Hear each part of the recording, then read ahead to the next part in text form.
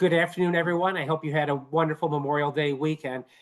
We have a very special Lunch with the Friends program with U.S. Senator Tina Smith from Minnesota. I'm Chris Knopp, the Executive Director of Friends of the Boundary Waters, and I want to thank all of you out there for your advocacy efforts. You are making a difference right now. Senator Smith has served Minnesotans in the U.S. Senate since 2018. Before that, she served Minnesota as the lieutenant governor and as chief of staff to Mark Dayton. So Senator Smith has a perspective at both the state and federal level that's kind of unique and has a real insight into how government can work effectively. Earlier this year, Senator Smith introduced S 1366, the Boundary Waters Wilderness Protection Act, which is the most significant act introduced in the legislation for protecting the boundary waters since 1978. So this is really a generational legislation that Senator Smith has introduced. We know what a critical moment this is for the country. We are in a very, very new time. In the boundary waters, in the budget bill, a handout was given to the foreign mining conglomerate called Antofagasta. And that is now before the U.S. Senate, and Senator Tina Smith is fighting on behalf of the boundary waters for us. And so we will take down this slide now, and we'll start the conversation with Senator Smith. And Senator Smith, I want to begin by giving people a sense of your connection to the boundary waters, your personal experience there, and you can talk a little bit of why you're so passionate about protecting the boundary waters. Well, thanks, Chris, and thanks to everybody who's joining this call, and thanks for your advocacy and your commitment to protecting the boundary waters, which I really believe is one of the best places on Earth. And I think my connection, it's so interesting. It's kind of complicated in a way, but I honestly don't think I would be in Minnesota were it not for the boundary waters. My husband Archie and I met in graduate school. We decided to get married. I had never been to Minnesota. And we were trying to decide where we were going to set up shop and where we were going to, move in together and have our first home together and start our lives together. And one of the reasons we came to Minnesota is because Archie had spent many years in his teenage years up in the boundary waters in the Quetico, camping and canoeing. And so he just had this connection to the place. And that led to our sons spending many, many happy summers up in the boundary waters in the Quetico. And I have memories of sending them off canoeing when they were young guys, full of excitement and energy. And I remember what it was like when they came back after sometimes as long as a month or 6 weeks up in the wilderness, just full of strength and confidence and the experiences that would be with them forever. And I think about translating that to only a year or so ago when I was in the boundary waters with our kids and now our grandchildren, and seeing our little grandson Harlan just mesmerized by the water and the paddling, kind of wedged between his parents' legs at maybe at that point 14 months, getting his first experience being up in that place. So it's really a long connection that I have and our family has, and I think that's probably pretty similar to a lot of people's experiences, don't you think, Chris, that just being up there and then it becomes a part of your life? For sure, that personal connection, that actual experience is so important, and it feeds that authentic desire to protect it. That it's part of who people are and our supporters. Mm-hmm. It's very much an organic and very personal experience that motivates people like that. I think that's right, and then and part of it also for me is appreciating the decades of work that people have done, the advocates have efforts that advocates have made to protect it as a non-motorized place, as a place which was a true wilderness, and to just understand how much a part of the tradition of this place, it is to keep it as it is. I mean, and of course, I think so much of the indigenous history of that part of Minnesota as well, and connections to people who've been living in that part of the world, for time immemorial.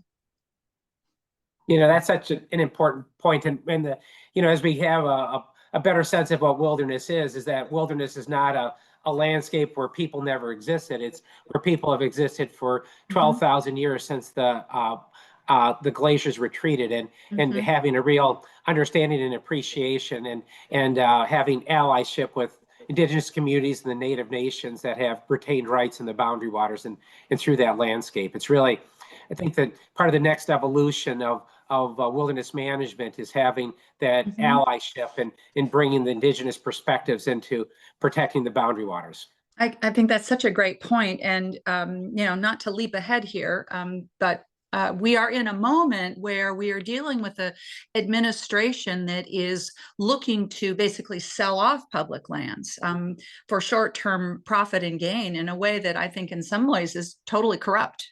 And so appreciating the long history of protecting these places, our connection to it that, dates back, as you say, thousands of years. And then also, appreciating that that what the wilderness is, what the BWCA is also an engine for economic, it's an engine for community. I think about the trapper. I mean, I think about the the guides and the outfitters, how that put food on their families' tables because of the presence of this unique and extraordinary place, and what an economic driver it is as well. So it's both part of our history and our past, but also very much a part of who we are today, and what that means for people who live near near this incredible place.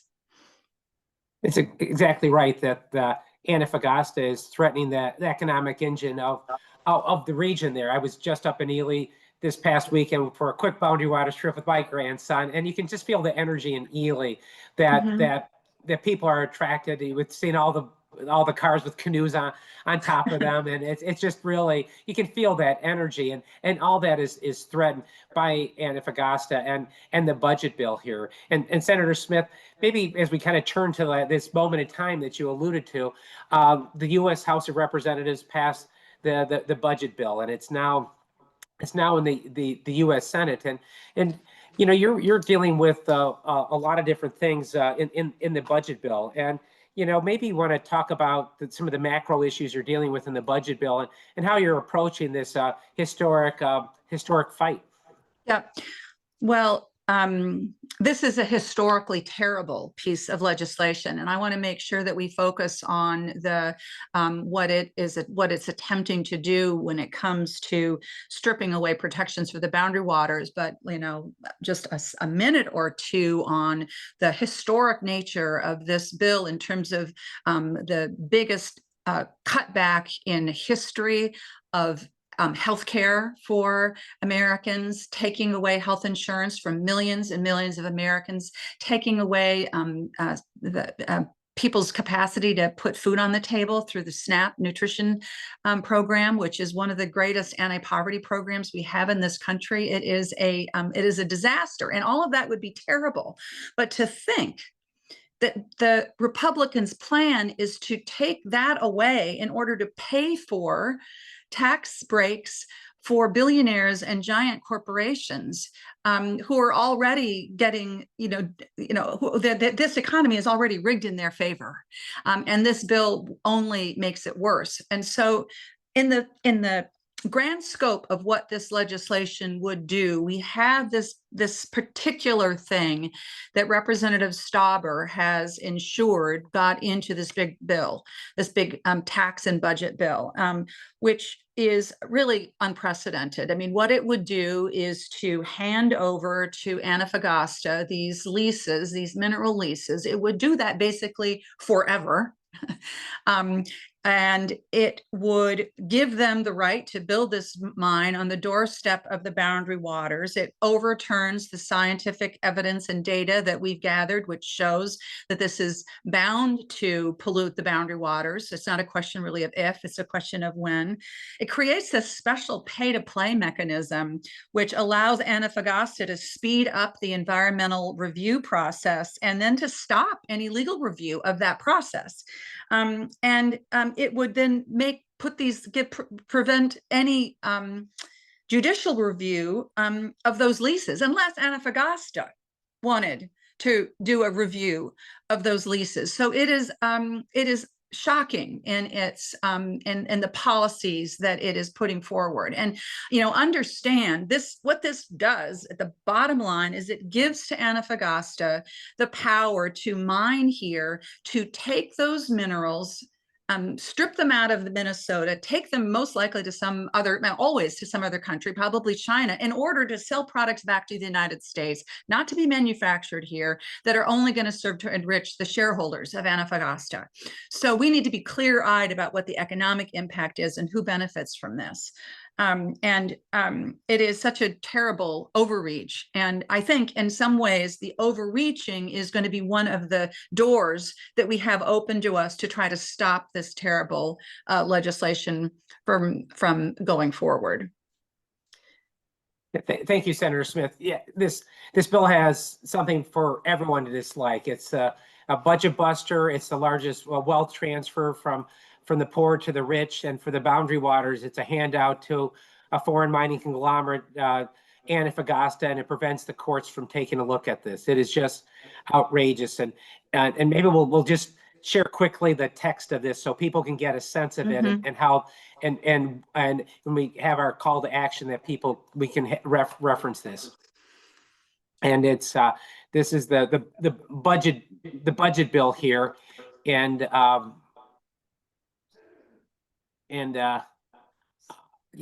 we will maybe if we are able to pull it up, we will. But this is HR 1 that's now moved to the Senate, and it has a particular section in it, 80131, that refers to the Superior National Forest. It never says the word Antofagasta in it, never says the word Chilean mining conglomerate, but this is what it's about. So HR 1, and it's now been sent over to the Senate, and it has a specific provision that relates to the Superior National Forest. So it calls it out directly, right there, 80131. This is the section that gives our public lands right here to Antofagasta. So it's giving these terms of art, hard rock mineral leases. This is the handout to Antofagasta. So this is what we need to fight here. So thank you. We can take this down here, and we have hundreds of people on the call here right now. Senator, what's the call to action you have for them? What should they do when we have people from all across the country? What should they do? Well, so let me say a couple of things. First, let me say that I will be doing everything I can in the Senate. I will be using all of the tools that I have in order to stop this legislation from moving forward. And because of the unique rules of the Senate, which I can go into if you all are interested. We do have some mechanisms, some tools that we think for getting rid of this before it comes to a vote. And it will, and we're going to be doing everything that we can to accomplish that. But I just want everyone on this call to appreciate how powerful your voices are right now, because the whole mode of this administration, their whole goal is to just exhaust us and to make us believe that we don't have any power, that there's nothing that we can do, in the hope that we'll just stop trying, that we'll just stop fighting. And of course, that is not what we are going to do. The reason that the boundary waters exist today is because people for decades have refused to stop fighting and have refused to stop caring. And we are at one of those moments again. And so I want first everybody on this call to know that your voices are really powerful, and you need to make sure that they are heard. Being part of Friends of the Boundary Waters is an extremely important thing, because this organization has power and clout to make your voices heard in all of the ways that you can.